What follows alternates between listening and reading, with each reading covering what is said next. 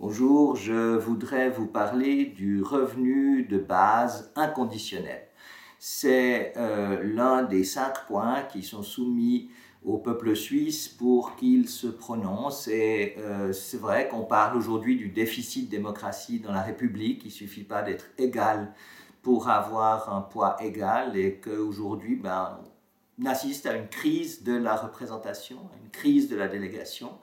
Et les symptômes de cette crise, c'est la recherche d'une démocratie participative. Moi, je suis citoyen suisse et je vote régulièrement sur les objets qui sont les plus importants. Et cette fois-ci, 5 objets se trouvent réunis dans le même paquet de votation. Et ces 5 objets touchent à un certain nombre de problèmes qui sont à la fois collectifs, mais aussi existentiels et intimes. Il y a par exemple une votation sur la route et sur l'attribution des impôts tirés des carburants exclusivement à la route, qui pose un problème éthique, et de développement aussi d'ailleurs, il y a un problème éthique. Est-ce qu'au fond, il faut sacrifier à la route les éléments plus subtils que l'État soutient, comme la culture, la recherche, l'éducation et aussi bien entendu la santé? Est-ce que le bitume est en fait le but de notre société, mais c'est aussi un problème de justice par rapport aux impôts qui sont tirés des carburants, etc. Voilà, c'est ce genre de problèmes qui sont posés aux citoyens suisses. Et si on prend par exemple le deuxième objet, qui est celui du service public, on parle des grandes régies qui sont les trains, la poste et puis le téléphone, eh bien la question est posée de savoir si les dirigeants de ces entreprises peuvent accroître démesurément leur salaire, à l'image des entreprises privées qui sont des petites tyrannies ou des petites oligarchies dans la démocratie. Et ce point-là peut être décidé par le citoyen suisse. Qui constate que les services qui lui sont offerts ne cessent de diminuer, les bureaux de poste de fermer, les tarifs d'augmenter, etc. Et qui n'a pas de prise sur ces objets qui sont quand même des objets collectifs. Le troisième objet est plus intime puisqu'il s'agit de la procréation et qu'on va autoriser en Suisse le diagnostic préimplantatoire, ce qui pose à la fois des problèmes de santé, mais aussi des problèmes d'éthique, puisque c'est une pratique eugéniste. Bon, je ne veux pas insister, mais enfin, il y a des questions fondamentales qui tournent autour de cet objet. Et le cinquième objet, en fait, c'est l'asile politique, qui, comme on sait, est aujourd'hui en Europe un drame.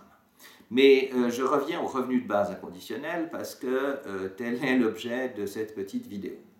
En fait, le péril n'est pas très grand puisque déjà les sondages annoncent qu'une très grande majorité va voter contre le principe du revenu universel. Et la question n'est pas ici de la faisabilité, bien qu'il y ait un certain nombre de pistes qui soient ouvertes et disponibles. Par exemple, la taxation des transactions électroniques, etc., qui pourrait même faire qu'il n'y ait plus besoin de prélever des impôts directs, donc ce qui changerait complètement les structures, évidemment, de l'assiette fiscale, mais c'est un autre problème. Aujourd'hui, la question n'est pas comment trouver cet argent, ni comment le donner, c'est le principe. Est-ce qu'il faut que la société donne à tout le monde, à tous les êtres humains, un revenu de base inconditionnel? Et la philosophie politique s'occupe des principes, elle ne s'occupe pas des faits, donc je peux dire comme Rousseau, écartons tous les faits. Est-ce que le principe se justifie, se défend? Alors il y a 2 grandes raisons d'approuver ce principe. La première est évolutionniste. Chaque individu aujourd'hui bénéficie de l'acquis de 7 millions d'années d'évolution de notre espèce.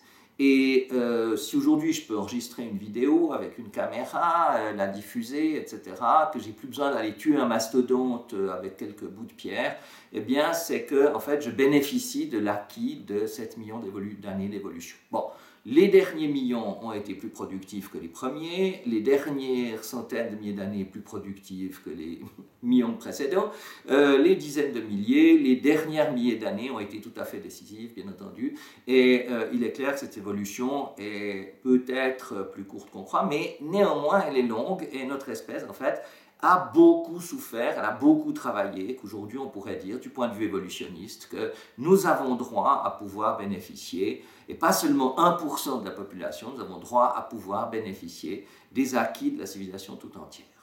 La deuxième raison est psychologique.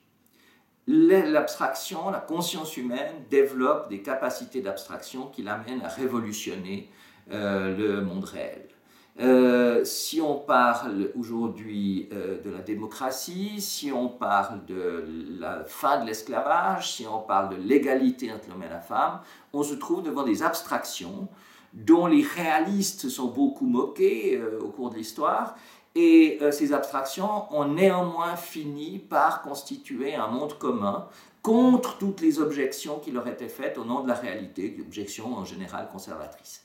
Il est très important de se dire que le revenu de base pourrait aller dans le sens du progrès de l'intelligence, c'est-à-dire aller dans le sens de l'égalité croissante telle qu'elle s'est imposée dans notre société par la simple vertu du développement de l'intelligence, puisque au fond c'est par le développement de leur intelligence que les enfants cessent de croire au Père Noël vers 8 ans et demi.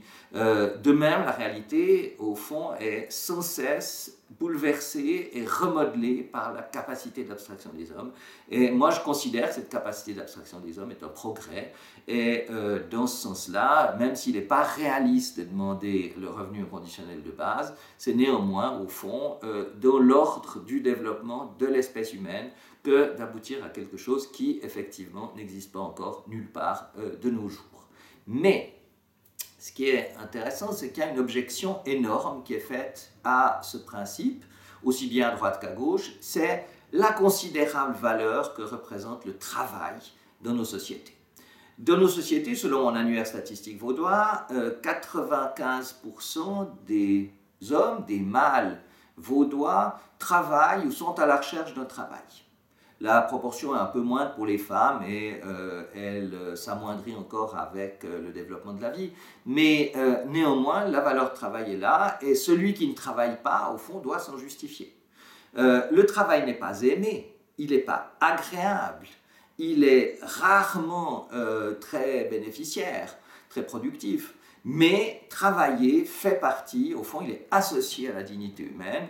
Et beaucoup de gens diront non au revenu inconditionnel de base avec l'idée que si ce revenu existait, leur existence même perdrait de sa valeur et de sa dignité. Alors, on ne peut pas aller contre la souveraineté d'une valeur, puisque les valeurs, au fond, elles changent, elles se combattent, elles disparaissent. Pour l'instant, la valeur de travail est une valeur cardinale de notre société. Et dans le rapport à soi-même, le fait d'avoir souffert, parce que c'est bien de ça qu'il s'agit, en travaillant, fait partie, en fait, aujourd'hui, de quelque chose qui constitue l'être humain comme tel. Mais la société n'est pas, et les valeurs par conséquent, ne sont pas l'horizon ultime de la réflexion humaine. Aujourd'hui, on peut se demander si cette représentation sociale, cette valeur de travail, n'empêche pas le développement de l'esprit et de la société humaine.